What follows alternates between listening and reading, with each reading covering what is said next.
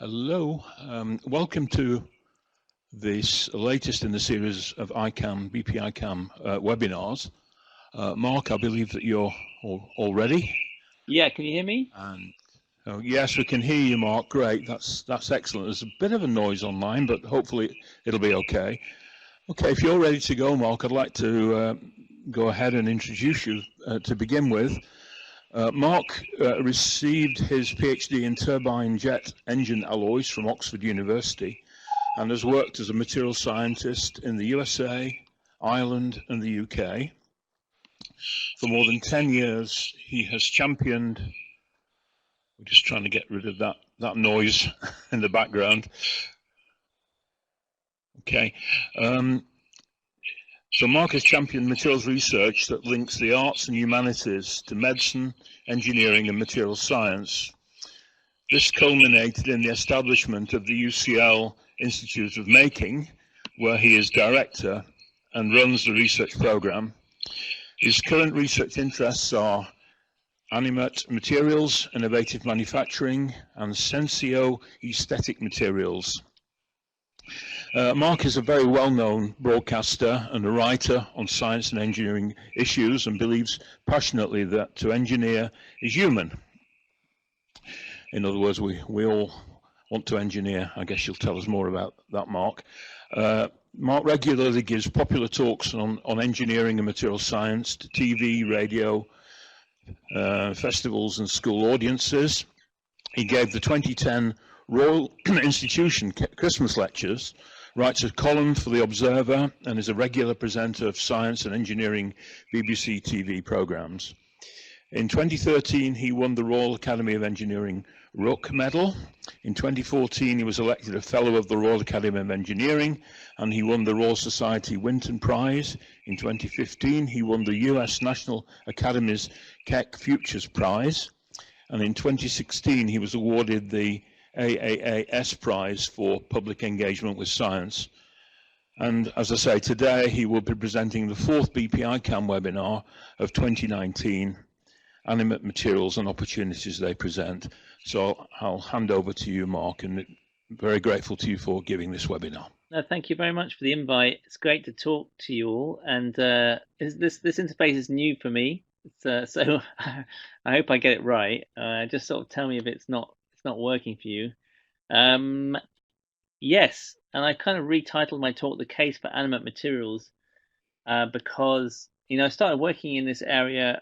I don't know, quite a long time ago, and I've kind of the case for it is the thing I feel like I end up talking more and more about, and I'm part of a committee at the Royal Society at the moment, in which we're hopefully developing a publication which will try to bring together the many different views on this topic into one volume. And so I guess I'm kind of flagging up, or it's a bit of a promo for that hopefully will come out early next year. And if you're interested in if you're interested in animate materials and this concept that I'm going to talk to you about, if you have a different viewpoint on it, then please contact me and look out for this publication.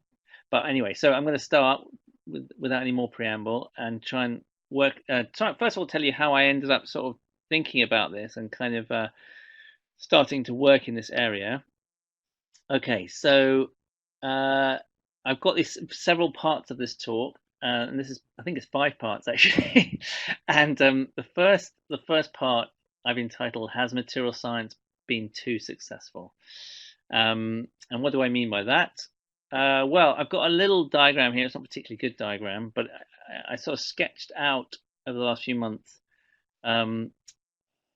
a kind of a direction of travel for material science, which I have put into this slide, which starts essentially from the Stone Age. And of course, material science really didn't exist as a topic then. It's kind of strange for me to kind of call it out in a way, but I'm sort of saying anyone who is developing new materials, I'm going to put into the category of a kind of material scientist of their day.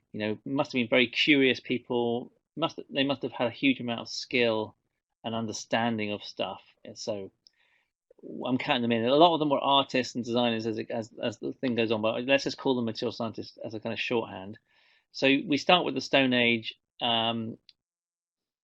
What comes along after that are things like glues from resins, from tree resins.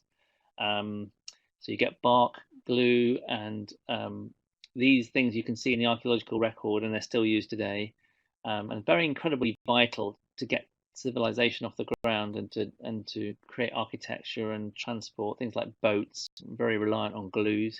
Textiles, of course, very early on for clothing and for warmth, for protection in many ways.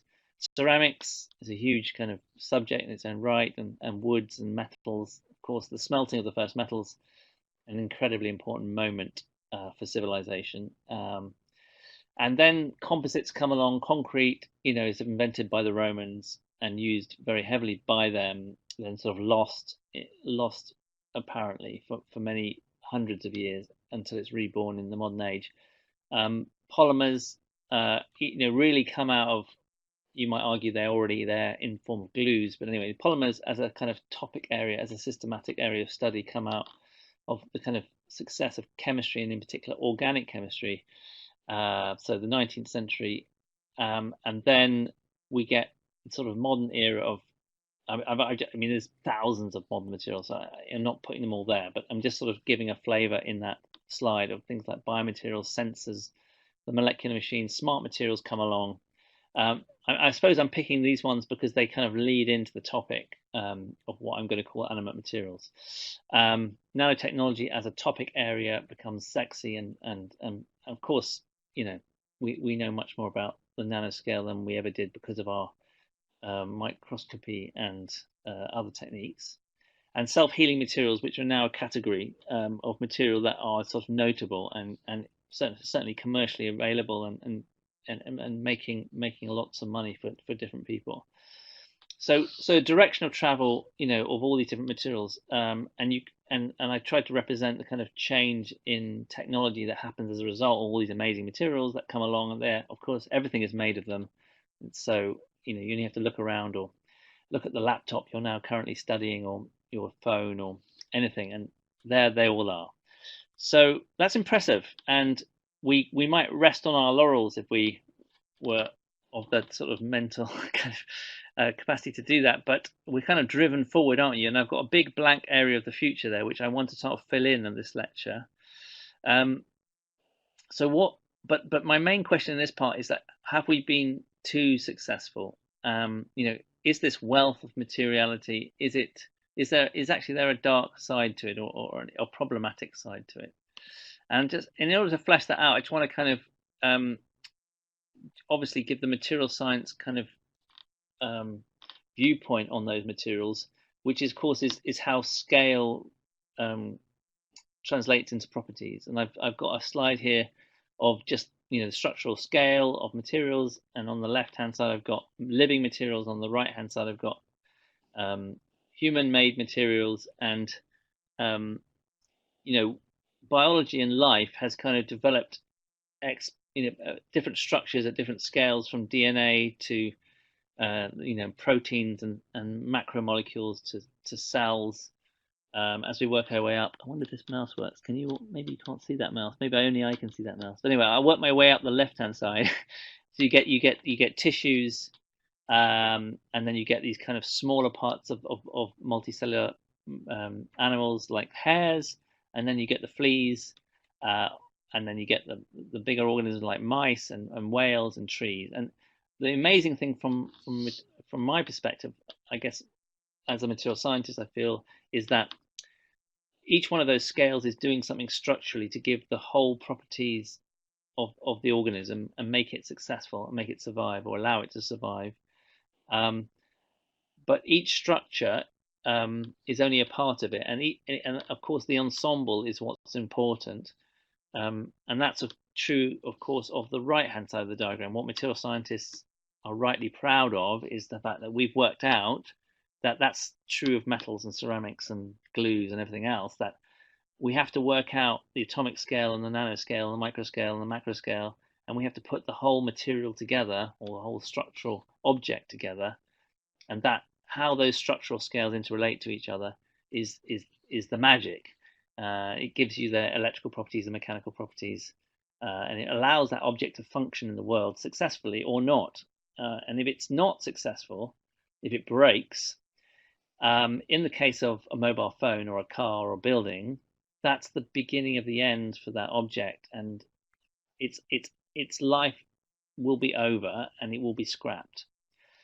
And actually, the kind of materials that we've developed are incredible. I mean, but they don't have as a main functionality robustness to damage, and certainly they don't normally have an ability to heal themselves, or to change their properties. There are exceptions to this, but to change their properties in response to changing environment.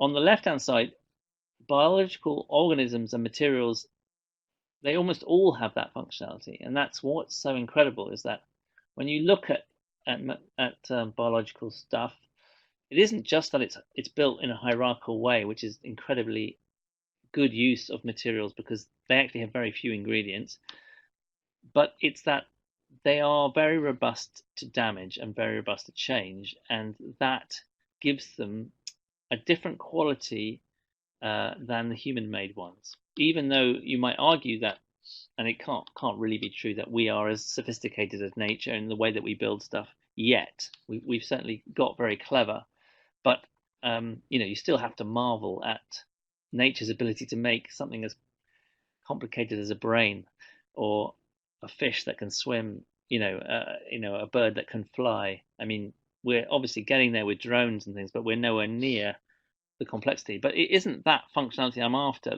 the top line functionality. It is actually the kind of robustness, and also the sustainability. So I guess I want to argue that although we've been very clever and we've discovered a lot over the last, let's say, 50,000 years, we might have been going in the wrong direction in order to create a sustainable future in the way that we design materials and structures. And we might need to look to nature to find a different way forward. And it's this new way of making materials, or this new design paradigm, which I'm calling animate materials, so which are much more lifelike. So if you look at this diagram, it's more like, how are we going to cross that central dividing line to make materials that are much more autonomous, able to change shape in response to things, able to sense their environment, and able to do a certain amount of computation, because although we have computation in our human-made materials, we have integrated circuits.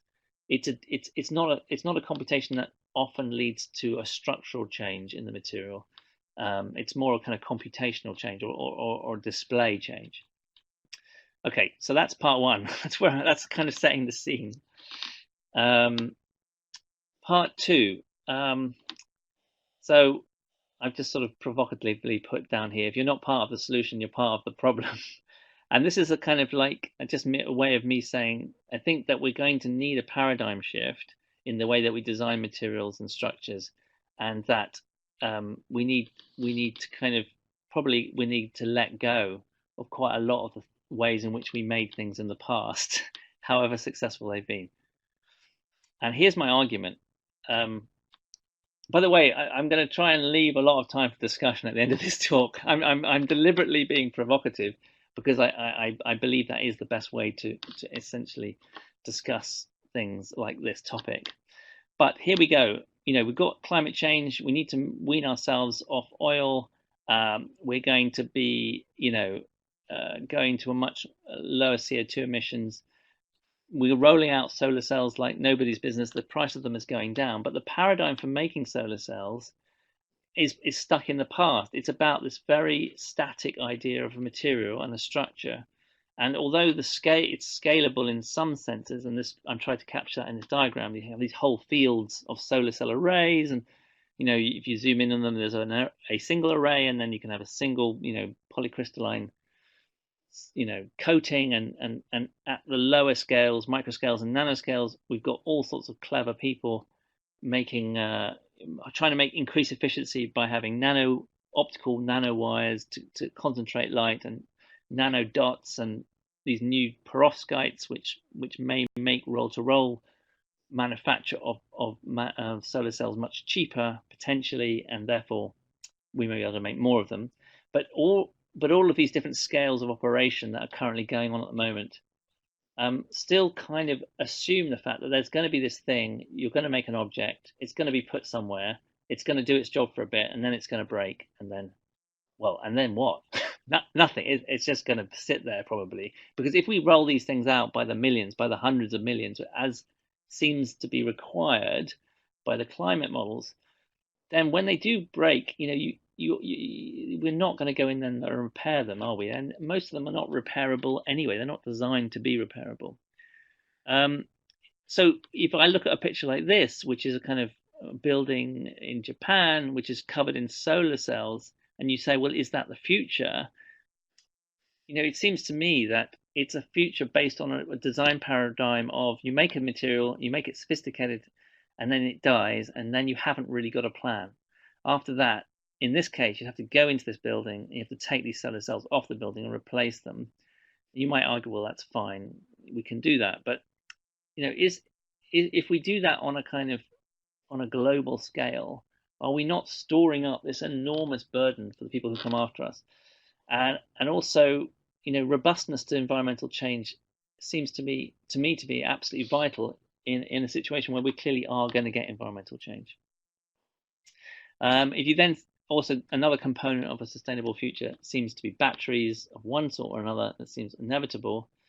And yet, we've got the rolling out of electric cars, and all of the battery technology, however clever, and there was a Nobel Prize yesterday for lithium batteries, which is really, is to be totally commended, but it's still about a set of structures at different structural scales, which are essentially static. In the case of batteries, they actually degrade, and that's a problem with the lifetime of the battery. It's sort of fighting entropy, but the birth of a battery, not to be optimized for its charge storage performance, but for it to be robust and it's self-healing or self-organizing, that doesn't seem to be a design criterion that we're using. And so we're inevitably putting batteries into lots and lots of things, which, there's even manufacturers putting in batteries into things where you cannot replace the battery. So when the battery dies, the object dies, and that has its own knock-on effects. Also, here's another example.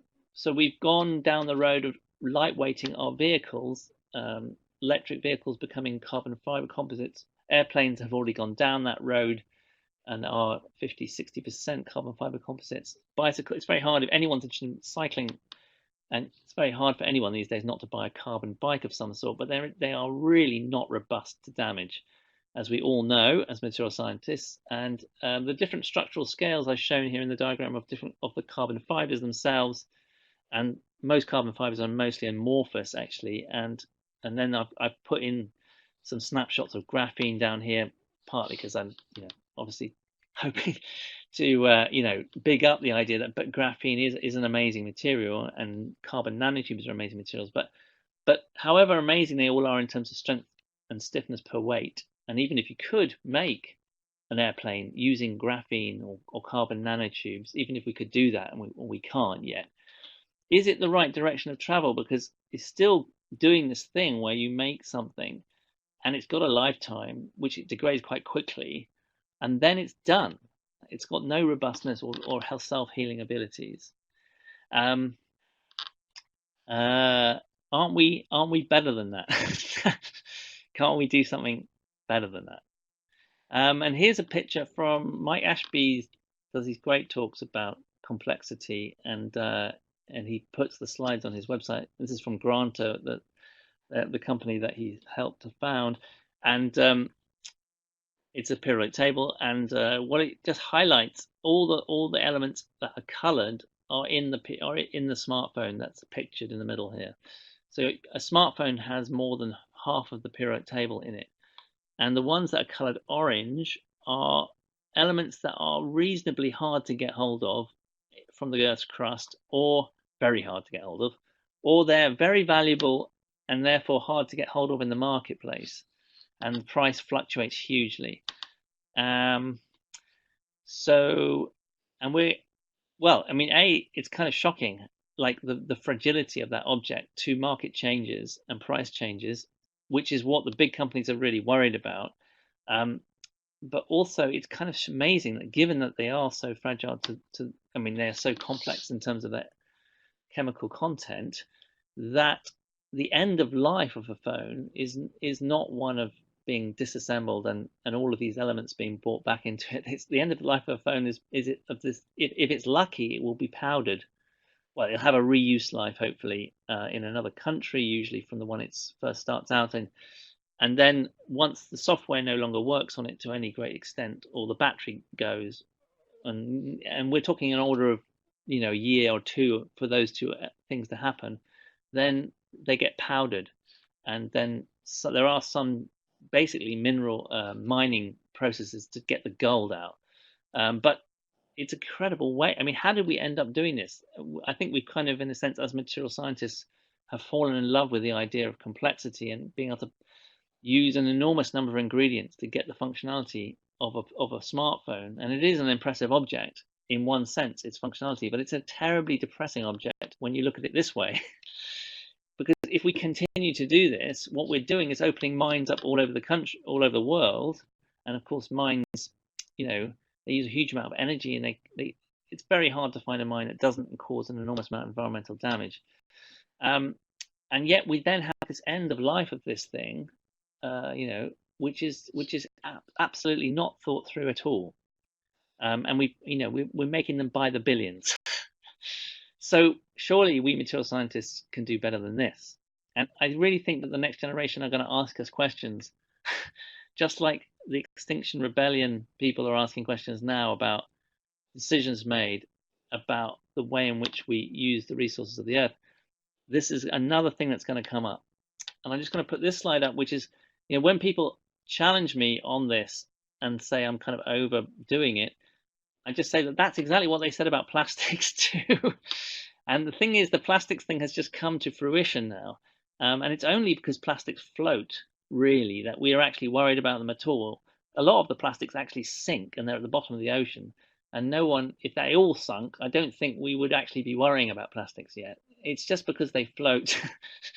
And because they float, they then end up on the surface, and then things eat them, and then they die. And then we've got to the turning point with plastics now, where it is unacceptable to make a plastic object. Well, I say it's unacceptable because we continue to do it, but the public, and I think the politicians, and certainly industry, have signed up, at least in the UK, to a situation where we are not going to go ahead in the current way. That we cannot keep just making stuff that we have never thought about what's going to happen at the end of its life. And I think with plastics that's happened, with phones it hasn't happened, and with almost every other object in our life, apart from, let's say, a few notable exceptions like cars, which the end of life of cars has been thought through quite well, reasonably well, and I think 80% of a car is recycled. Okay, so that. Oh yeah, and then I thought I'd do a picture of Manchester. I've just realised that it's not everyone online to this is from Manchester, so apologies. But I put this picture of Manchester because I thought I was talking to anyone at Manchester. But anyway, I am talking to some people at Manchester, and this is a picture of Manchester. And I think if you look at a city like Manchester, but any city in the world, it's an incredibly sophisticated thing materially, right? And we can be proud of that as material scientists.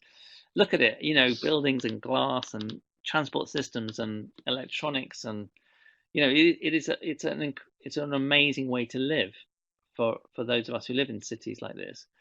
But mostly the end of life of most of the components has not been thought through, and that's not a sustainable city really, as are none. There aren't any out there either. So what do we want to do in the future? What's the paradigm for further materials development? That's the question I'm asking. Hold on a minute. Oh yeah, that's right. Okay, so part 3. What would an era of the sustainable materials design look like?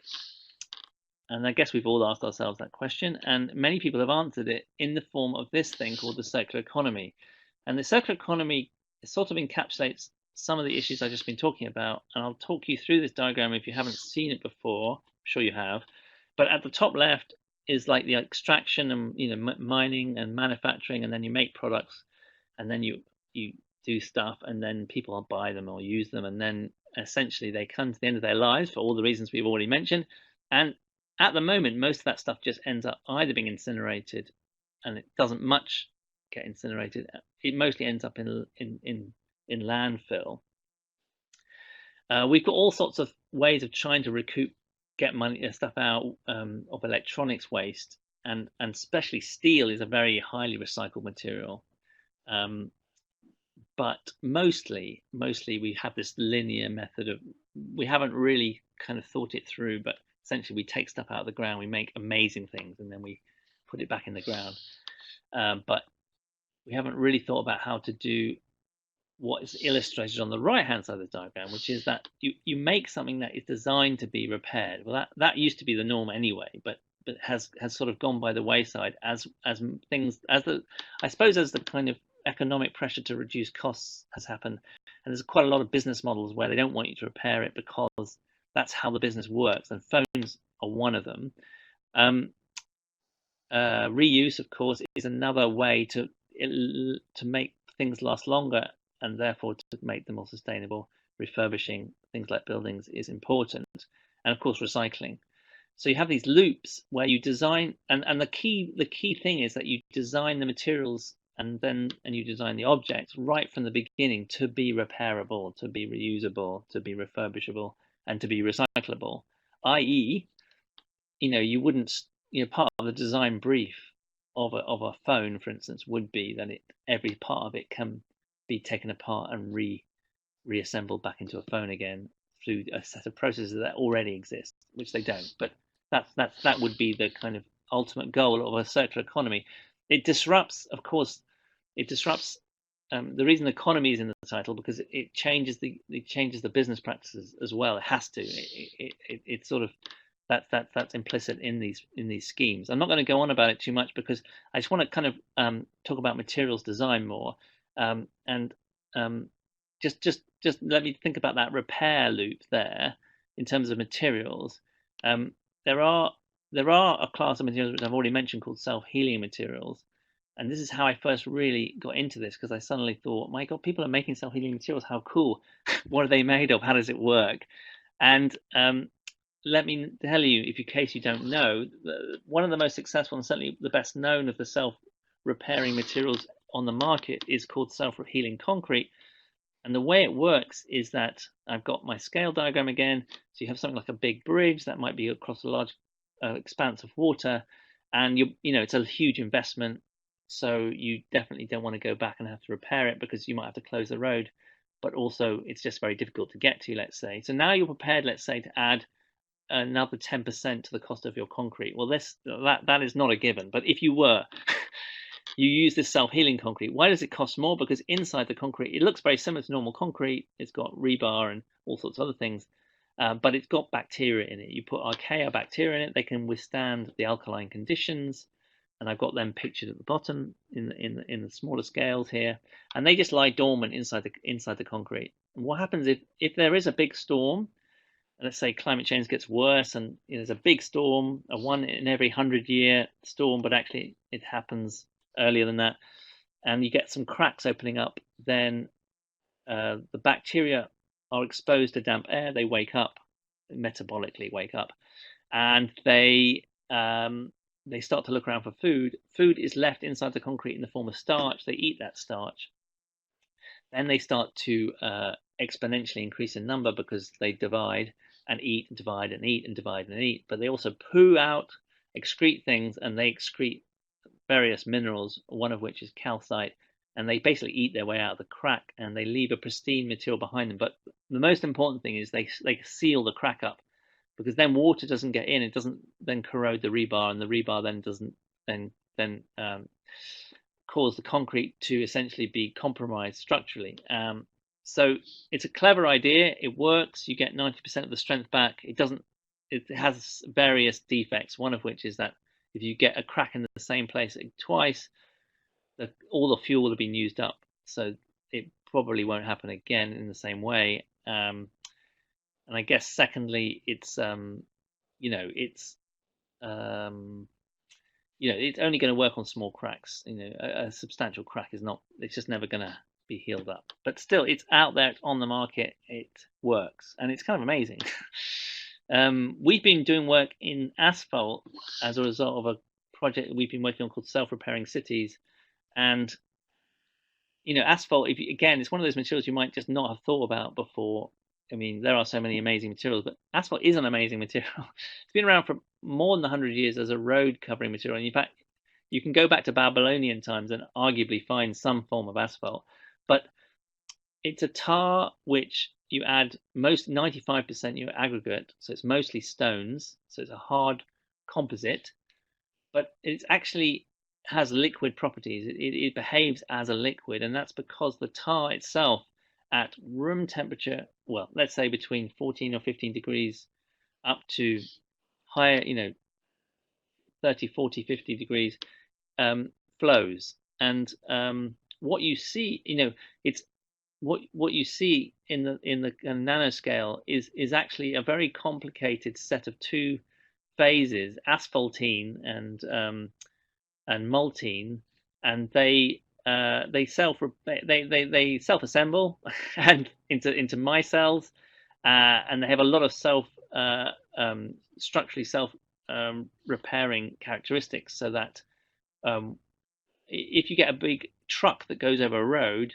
and it produces a microscale crack over near one of the aggregate interfaces, over a period of days, depending on the temperature, the tar will reflow into that crack and it will heal it up. And this is going on all the time on all the roads. What stops it happening, and the reason you get potholes is, well, one of the reasons you get potholes is that temperature changes. So in the winter, it's no longer doing this repairing property, and so you can get cracks that grow, and once they grow over a certain size, there's a runaway process by which water ingresses. You get freezing, then you get pressure and essentially extraction of the composite granules, and then you get a bigger hole, and then you get a bigger hole, and you get a pothole.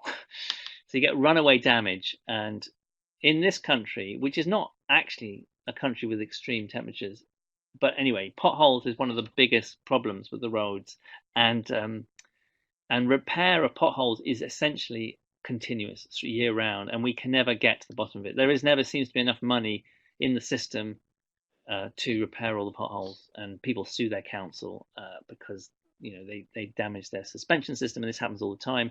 Anyway, I guess the point I'm trying to make is that even though asphalt does repair itself, it doesn't repair itself well enough to sort of to not mean that the roads are constantly having to be manually repaired. And we've been doing some work working out what you could you super pump prime the self-healing. Could you change the self-repairing properties and put capsules in it or cream in it that would stop it losing its ability or not being so sensitive to temperature? And I'm not going to go into it. I've got a reference at the bottom, but we've been working with 3D printing and other things to do it. But these are kind of just to give you examples that there are self-healing and repairing properties of materials out there. And this is just a couple of examples. So, you might argue, great, fantastic, let's just have more self-healing materials out there. If you want a world to be more robust to damage and last longer, then surely this is the way forward. And I suppose in some ways I feel like it is. Well, I think it's a step forward, but I also think it might also not be the way forward, if that makes any sense. And I'll try and explain that. But it is a really fascinating area in its own right. The way forward, I think, is sort of to go back to the start again, having kind of decided that self-repairing materials are possible, and having had some or made some, we as a society, as a culture, that we, what maybe we should do is kind of work out what those materials do well and what else we'd like them to do, and then try to design them from the atomic scale upwards to do that. So this is the design paradigm I'm kind of working towards for animate materials. And the three aspects of animate materials, I think, that we kind of need to be more sustainable. One is active.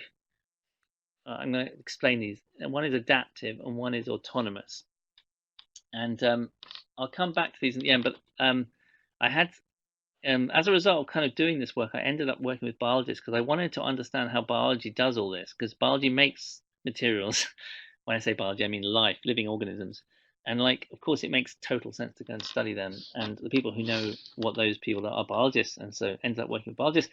And the questions that they ask are slightly different, obviously, from the question that material scientists ask. But I'll just take you through a little bit of work that we did. We asked ourselves the question: there are lots of organisms out there, and what they do is they start from a single cell, and they then grow into some sort of adult stage, and then they stay at that adult stage, and they function and reproduce, and that's essentially, that's a key property of life. And how do they do it? Like, what's their strategy and how do they get the materials to do that? And if you look into them, and this is really basic stuff, by the way. I'm sorry, anyone out there who's expert in biology, but I thought I'd just start with where I started, which was right from the beginning. So then you have an egg, and it has a genome in it, DNA, and that guides the ensuing development of the material, or the structure, the organism. And I'm using that interchangeably because I think material science is about that. And then that program, if you like, it regulates cell proliferation. So you get one cell becomes 2 cells, becomes 4 cells, becomes 8 cells, becomes, and so on. But you can't have just complete growth. So cell death is already also regulated. So cells are programmed to die, and they're also programmed to move. And so these seem to be like key properties of the systems you see out there, and they would do those not just in response to an internal program or a history, a memory of what happened last time they divided, or something was next to them, but an external cue, an environmental response. And that environmental response can be the environment that they're currently in, which is an organism, or it can be a much greater environment, which is the environment they are currently trying to grow in and reproduce in. And anyway, so this we were trying to get it down to absolute basics, partly so I could understand it, and partly because we wanted to make a model. And obviously making models is about really, really stripping things down. And so then we thought we'd make a cellular automata, but a developmental one that kind of mimicked these rules. And we thought we'd start with a single cell in 3-dimensional space in the middle, and we would give it a DNA, and that DNA would be broken up into genes, which I'm calling here on this slide Rule 50, Rule 51, Rule 50. So think of rules, think of genes, it's the same thing. And those rules would have a particular structure, and I'm showing the structure here. So the rule, digit 1 would be the type of rule. Is it about dividing, dying, or is it about just staying static? And the second number would say, well, under what range is it true? And the third number, and then the fourth number would be the action. Are you going to move? Are you going to clone? Are you going to die? And I've given an example of it there. The key point about this is that we were going to use a genetic algorithm to evolve these. So we actually didn't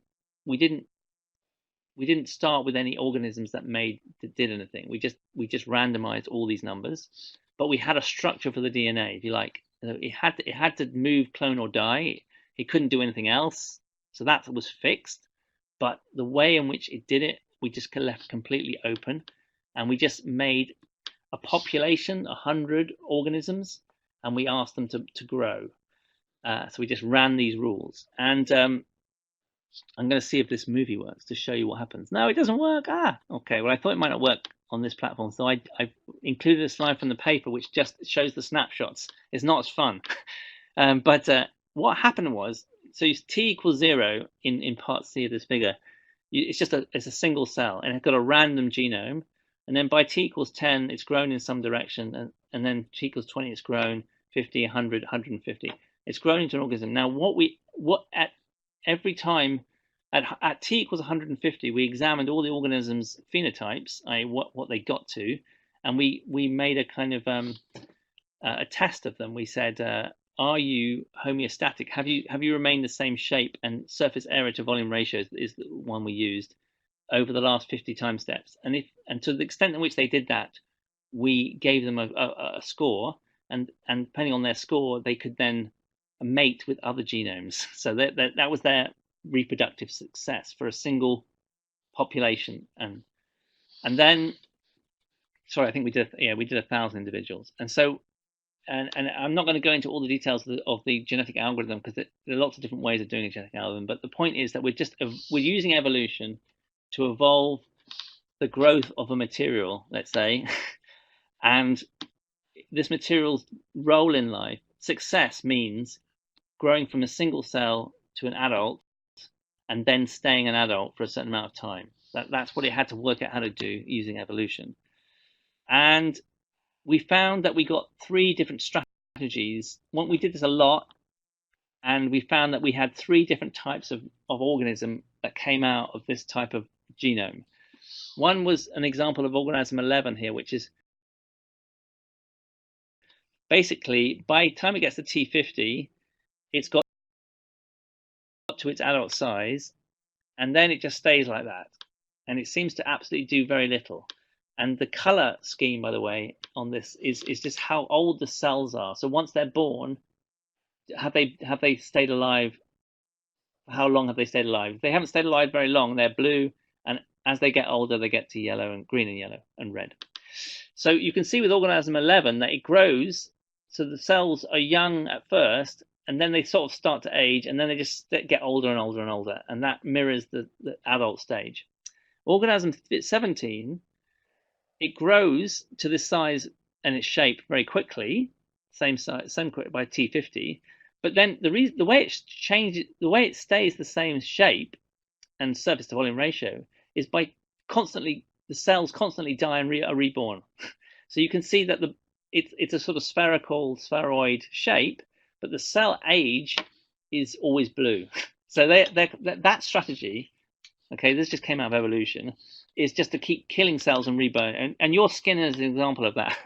So your skin's constantly dying and being reborn, whereas your brain is more like organism 11, which is like there's a certain amount of structure and then it remains, and you're, And then the third type of strategy that worked was organisms 18 is an example of it, which is it had this is sort of weird, like a shape of a kind of triangular in 3 dimensions, and you can see the top half of it is blue and always remains blue.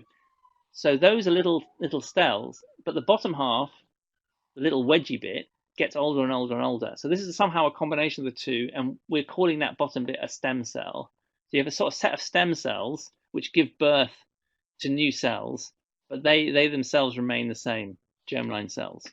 So you have these sort of 3 things, but they all succeeded, right, over a number of generations to create this material. Now, here's the thing we didn't expect. We thought, well, look, we've made these organisms. I wonder how robust to environmental change they are. So we cut them in half. So we basically, at some time, 150, we just took a slice of them away, right down the middle. And we did it in many different ways and many different things. But the thing that really surprised us, it's one of those moments in science that really is gratifying. Oh no, so I'm showing you the genes. No, don't worry about that. That's a movie.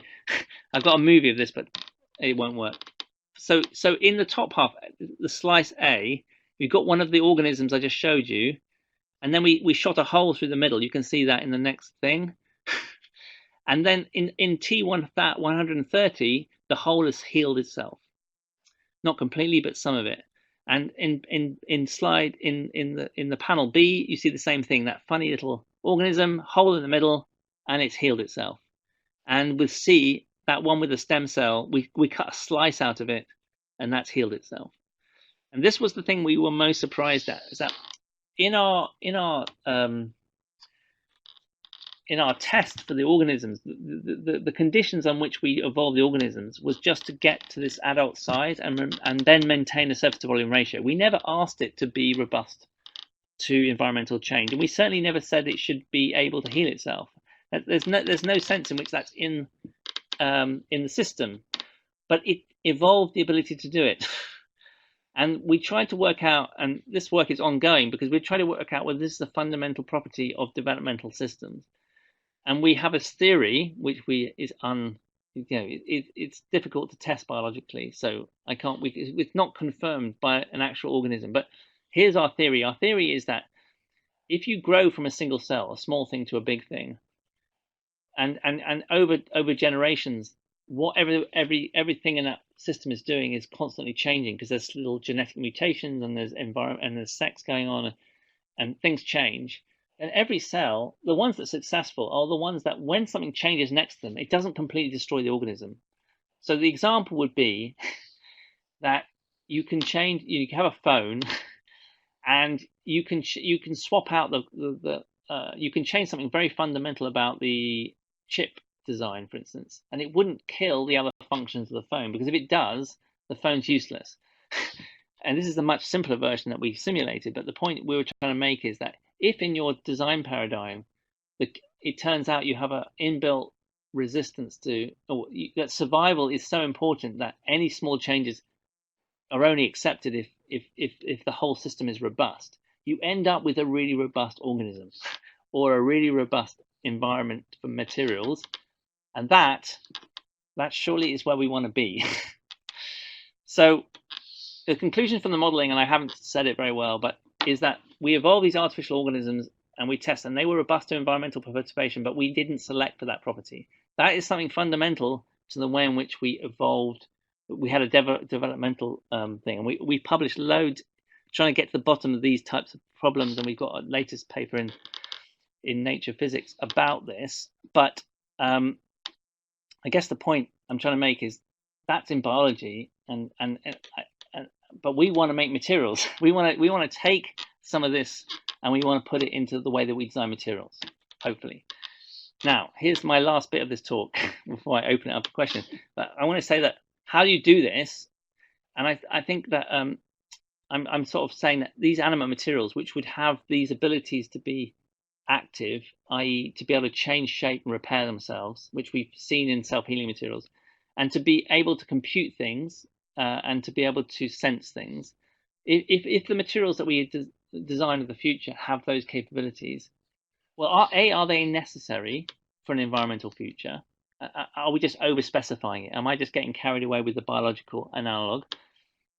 And are they inevitable? And I think they're both necessary and inevitable. And I'm going to try and tell you why I think that's true. Here's my diagram now with the stuff into the future. Now we've got energy harvesting materials, which already exist, but I think are going to get more and more necessary. And once you have energy harvesting materials, if they become part of a building, or if they become part of a phone, and I'm not just talking about solar cells here, I'm talking about a much sort of more fundamental idea, then you've got an energy source. We already have people working on synthetic biology, so reprogramming actual cells to do different things. But we also have people like Stephen Mann doing proto-living technology, making kind of artificial cells and modular materials. And these so-called living technologies are on the rise. Like it seems to me perfectly possible that one possible future is a sort of genetically engineered set of materials that came from biology, but now we have made them become functional in our world. So I'm talking about a road that actually is made of cells, but genetically engineered cells. And if that sounds mad, just think of your teeth and bark of tree. I think we, biology does make hard stuff that, is durable. And anyway, that's one possible direction. But the direction I'm suggesting we go in is the modular materials direction, which is that where we make things that are not quite proto-living cells, but are somehow modular, and the modularity we start to program into it is a bit like the cellular automata. That these things have the ability to divide and change and grow, and that we can grow materials, and that then we can give them tasks to do where they evolve into them, and as a result of that, they will fundamentally be able to be environmentally responsive, and they will be robust to change. That doesn't necessarily mean that they will be recyclable, actually. I mean, that's not really where it's more that they would be. I mean, that would have to be an extra functionality, I think. but it's more that we would design things that would last for 100, 200, 300, 400 years because they have the ability to self-heal and self-reconfigure. And therefore, because they last so long, they are much more sustainable because we won't have to keep remaking things all the time. I've tried to kind of put this into a terrible diagram, and I really would love help on this diagram. But essentially, I'm sort of saying that where we want these animate materials to be is on the axes of adaptive, so they can change shape, active, so they have the ability to sense and understand what's happening a bit in their environment, and therefore, because they can change shape and they can sense, they could respond to their environment. And they need to be autonomous in some sense, so they need to be able to compute things. And on this kind of phase space, if I put those three things on different axes, at the origin, we have essentially inanimate materials, what we've built the world from: metals, ceramics, textiles, and so on. And then towards this right-hand corner, top diagonal right-hand corner, what we have life. We have the ultimate animate material, which is a living organism. But I'm not talking about reinventing life. I'm talking about getting half the way there, or maybe slightly more than halfway there. So where I've it's not smart materials, it's not self-healing materials. It's they're modular. They're much more animate than that, and they're not living technologies. They're not cellular based. Or not that I'm saying those are not very interesting in their own right. It's actually a more synthetic version of this. And then I put this rather hopeful ... line called roadmap, which is a much harder thing to try and work out. And that's essentially a kind of hopeful philosophical bid to say that's how we can get there. And I always come back to this, this essential wisdom of material science, which is that, the world is made in different structural scales, and if you can understand how they all interact, you can make amazing things. And life on the left-hand side has made a robust, active, sustainable, and a very robust set of materials that we call life, because every structural scale is connected sort of from an informational point of view, but also from a kind of material reconstruction point of view to the one above and one below. We do not do that in our own materials. We design things to fail, and we're getting more and more complex in the way that we design things, which gives us more functionality. But the one functionality we really need, which is adaptiveness and robustness, is less and less evident. And so I'm saying that we kind of need to start again to remake materials so they have that inherent properties set in them.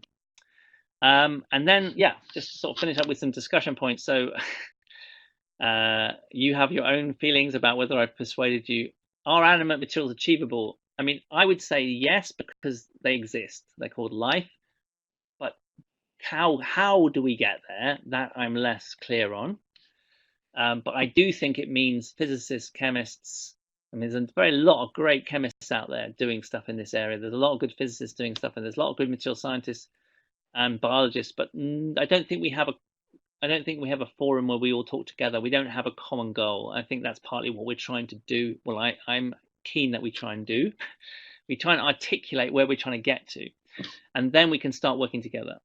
Are they inevitable? I don't think I really made the case in this talk, but I sort of feel they are. And here's my sort of shorthand answer to that, which is humans we won't stop until we achieve our dreams. And when we look at life, we're so impressed by it, but we kind of know that it's physics and chemistry at work, and we'll just try and replicate that. I think we just are all so curious about whether we can do it.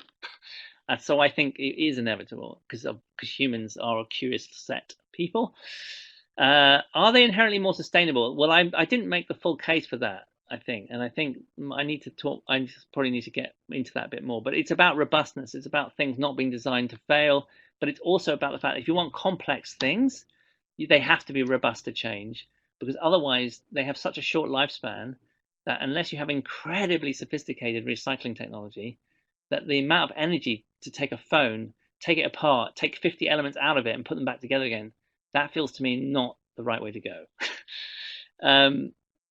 How will they change manufacturing? I'm not sure, but I think they will a lot.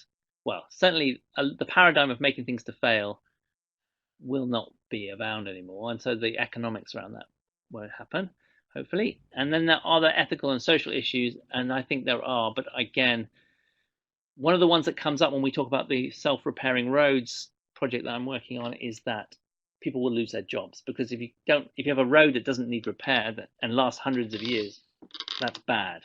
Well, supposedly bad. And I think, yeah, I mean, it's if someone is their whole life they've repaired roads, they're going to feel threatened by that, and we shouldn't take that lightly. Okay, so just to say thank you, but mostly not because this work I've been doing it within the context of UCL and especially Institute of Making, where I spend my time, and I love it, and it's great, and thanks everyone who works there. And UCL Engineering, of course, which is the biggest structure around me, and I work with lots of different universities, but these ones, Leeds, Birmingham, Southampton, we work together a lot on this topic because we're part of a self-repairing cities network. Yeah, and EPSRC, BPSRC, or funders and everyone. So thank you. Thanks very much, Mark. That was an absolutely brilliant insight. One or two people